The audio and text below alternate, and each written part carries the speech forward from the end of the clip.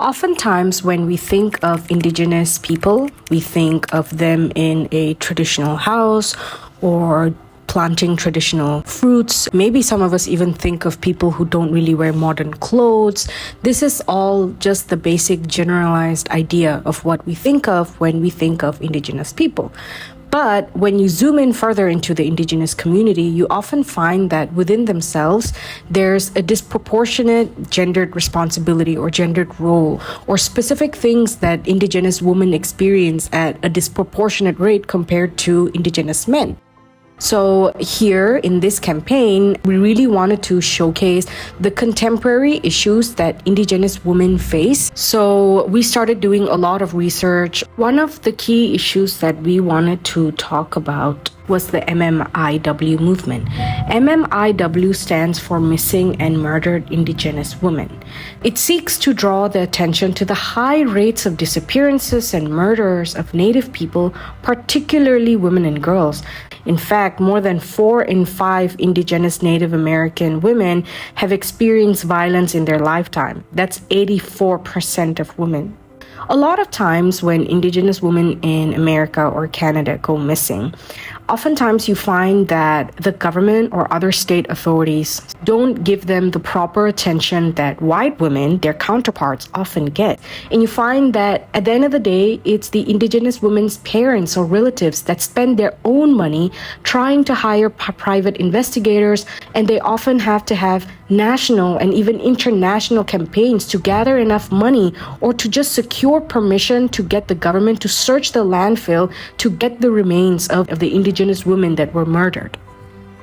May 5th is the National Day of Awareness for Missing and Murdered Indigenous Women, also known as Red Dress Day, a solemn day to honor stolen lives, demand justice, and raise awareness for the epidemic of violence against Indigenous women and relatives.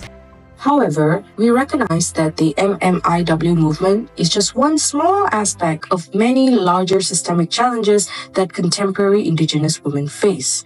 We wanted our campaign to also look beyond violence and address other broad contemporary issues. To ensure this, we decided to have a digital awareness campaign. In our process of planning, how do we facilitate a digital awareness campaign that reaches not only users in Malaysia and internationally, we decided to turn to social media. Our team established our very own Instagram and Sia Hongshu accounts.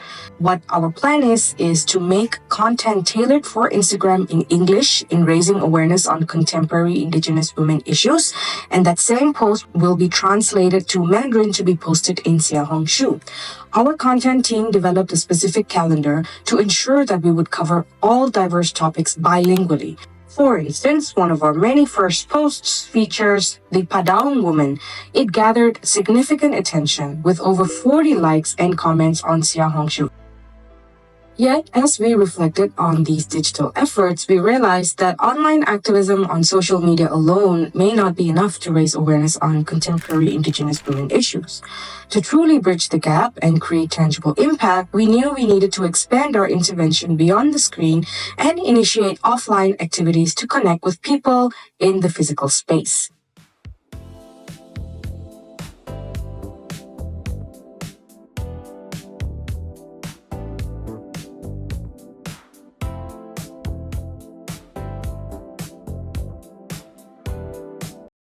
Questions part. In many Dayak communities of Malaysia, who has been central to protecting forests like for food, water, and community survival. I think this one. Dayak resistance to deforestation. Because I think I choose B. Choose B. Okay. I choose B because the Dayak women, I think maybe they stay in the forest. So they protect the forest and resistant from the deforestation.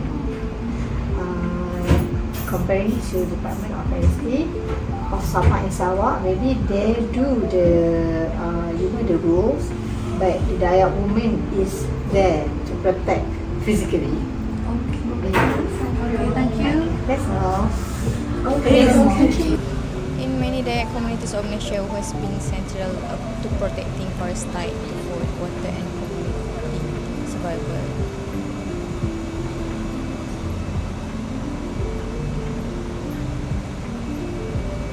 So I need to choose within A or B. Yeah. Anyone is okay. I think A. Okay. Can you talk about the choose reason? I don't know, just choose B. The A or B? A. Can I ask why you choose A? I don't know the answer, so I just randomly choose. Okay. Later. Here's the question 4. I choose B.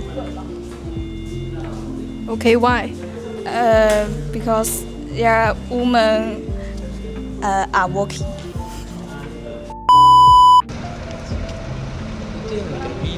Malaysia, ada Malaysia. Oh my God! We have Account. yes. Sorry if you mind. Hi. To promote the indigenous women. So if you are interested. Okay. In what? Follow us the Instagram account. Okay.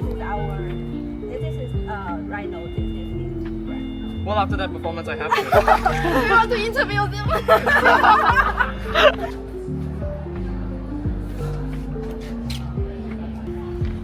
Hello guys. Do you know indigenous women? Taking this project offline made it feel real to me. I wasn't just sharing a link. I was inviting people to see a different side of history. I realized that visibility takes effort. For centuries, indigenous women have done the hard work of keeping their culture alive. So, standing here and asking for attention, that was the least we could do to honor them. This focus is mainly on intersectionality, as indigenous women often face challenges in aspects such as backwardness, poverty, marginalization, and identity. But I wonder if we could expand the intersectionality. Yes, intersectionality theory focuses on the categorization of people, and could we extend it into the geographical level? Yes, I think it's very useful. They shoulder the heavy responsibility of protecting the culture of the ethnic group and work day after day without pay, supporting the foundation of cultural interchange. But this contribution has not been seen or recognized. See that the brand of gender inequality is particularly cleaner reflected in the label of indigenous culture in heritage. In the past, we sing folklore culture and take photos. But we forget that the brass rings around women's necks weigh 10 kilograms. This is not just traditional, it is heavy physical cage they carry every day. But weight is not always something you can touch.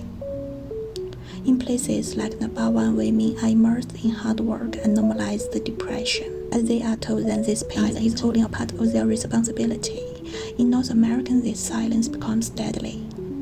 The murder rate of indigenous women is 10 times higher than the national average, often leaving families alone to search for their bodies because the system simply doesn't care. We call this project her silent legacy, but perhaps it no longer should be. Overall, this project strengthened my understanding of intersectionality and increased my awareness of the responsibility involved in representing marginalized communities through digital media. This project was not just a promotion, but also made myself to ask, when we talk about the indigenous cultural heritage, do we really think about the women who silently hold it together behind? This project highlights how progress narratives often overlook those at the margins. Addressing gender issues within indigenous communities today requires looking beyond mainstream content and asking whose labor, knowledge, and voices continue to be excluded and why. This is why this digital awareness campaign, even though it's a small important step towards making those questions more visible.